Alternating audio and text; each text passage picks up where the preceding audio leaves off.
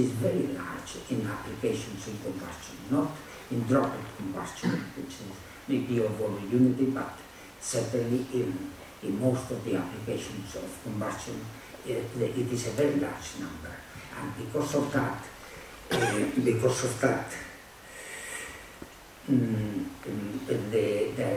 this leads to most of the difficulties, I would say, of combustion science. The other main parameter that enters is coming from the characteristic chemical time, which is defined. The characteristic chemical time is defined through the definition of the mass production of a species alpha, which is written here as the density divided by a characteristic chemical time. And this characteristic chemical time, as I said, depends very much on temperature, but it is of the order of 10 to the minus 4 seconds. And so that we have to compare the residence time in the flow field, L over U, to the chemical time. And this ratio of mechanical time to chemical time is the non-current number of the reaction. And this non-current number is extremely dependent on temperature. And so that this also is the cause of a lot of difficulties in combustion. I will not go through the chemical kinetic side of it, but I want to say that in order to really calculate the flame velocities and the rate of chemical reactions, you have to account for the detailed kinetic mechanism. It is not the global mechanism is something artificially introduced with adjusting constants to obtain the appropriate results. Well,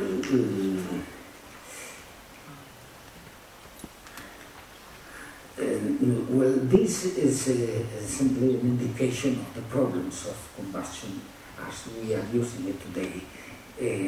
Not in fire research, but in the desirable or undesirable combustion.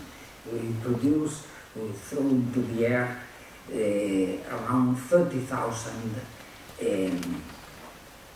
million tons of CO2 per year.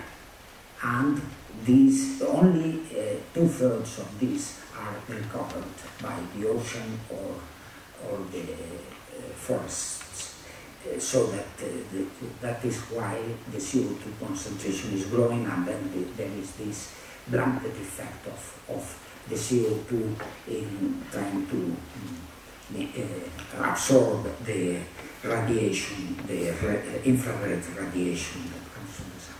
These are concentrations of species which are dangerous for health, and the concentrations that are involved.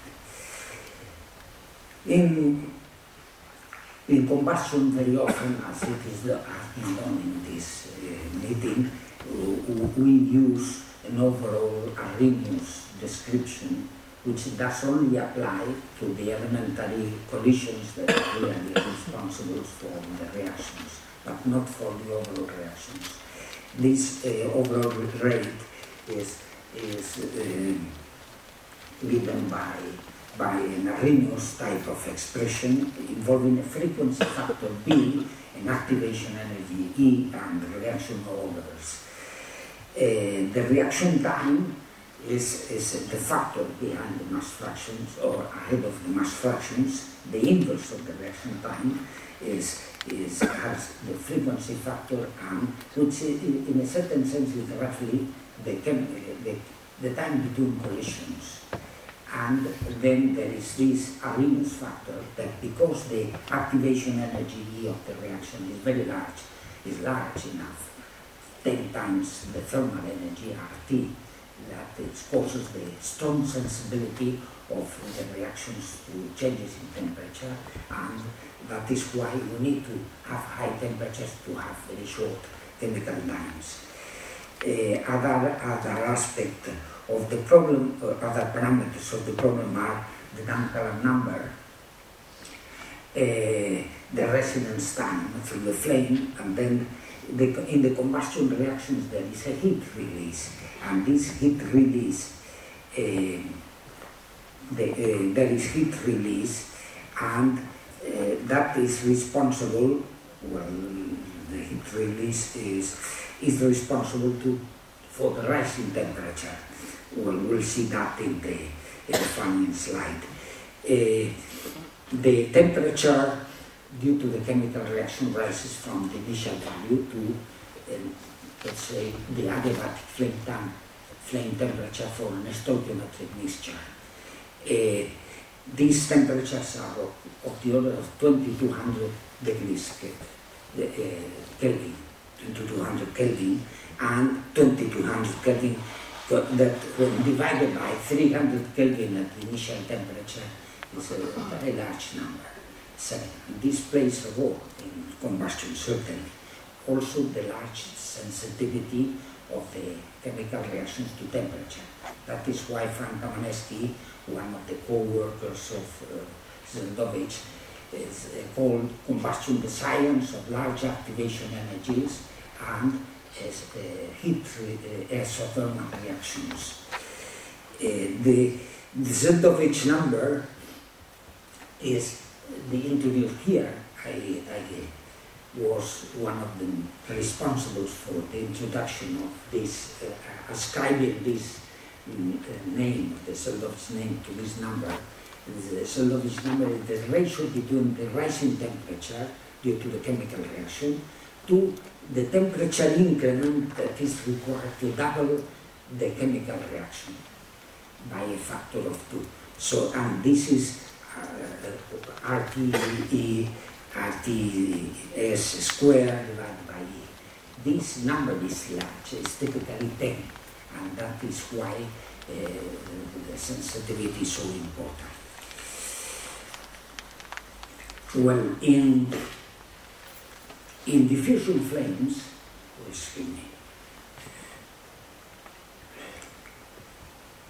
in diffusion flames,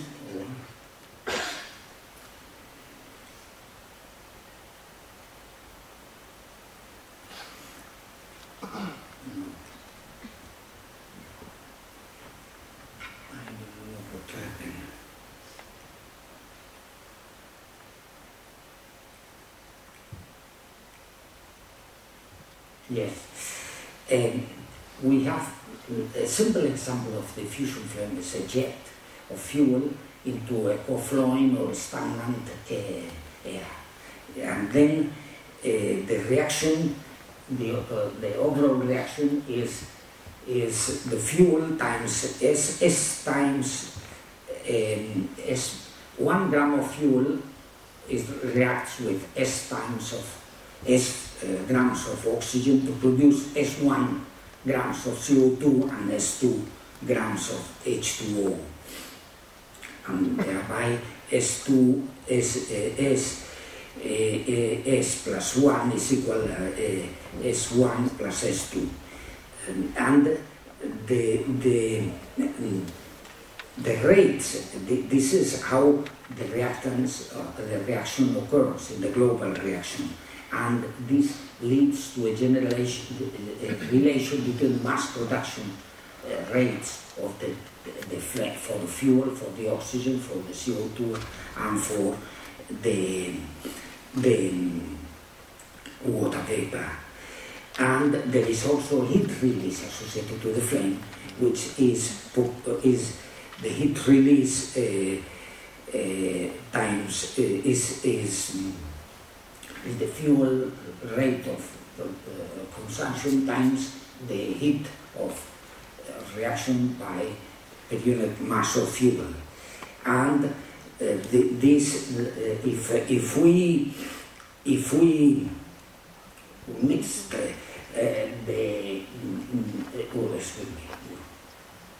if we mix the reactants and 1 gram of fuel plus S grams of oxygen, we would, well, we would generate S1 plus S2 grams of the other species.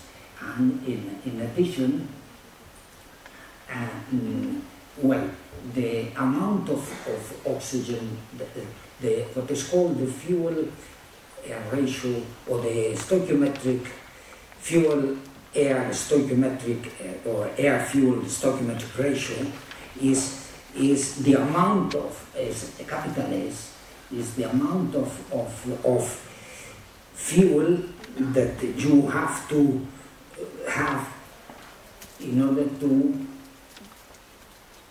if you take the unit mass of the fuel stream, where only a fraction of the species is fuel, sometimes we dilute the fuel with something else, then and divide that by the mass of oxygen that we need to burn the fuel, then we obtain this, the fuel-air stoichiometric or air-fuel stoichiometric ratio. This is a number of the order of 15 for most of the hydrocarbons, so that we need a lot of oxygen, a lot of air to burn the fuel. And this other relation, the fact that we produce heat by the chemical reaction, leads to this expression for the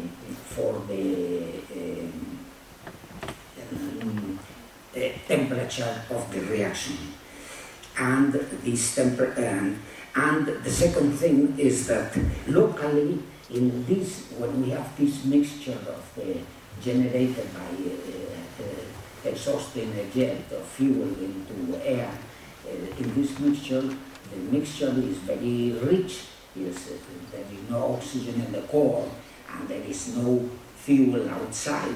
And the local equivalence ratio, which is the ratio between the fuel and the amount of oxygen that we need to locally to burn, is this equivalence ratio is smaller, varies from inside, from a very large value inside to 0 outside. So that in these fuel mixing layers, we have a variable composition. To describe this, excuse me, to describe this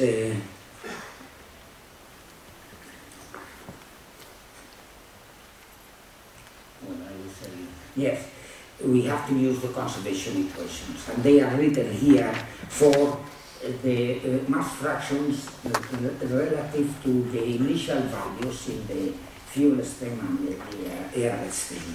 And these conservation equations involve a few numbers of parameters because they are not yet written in non-dimensional form, but we took advantage of the fact that the mass productions are proportional to each other.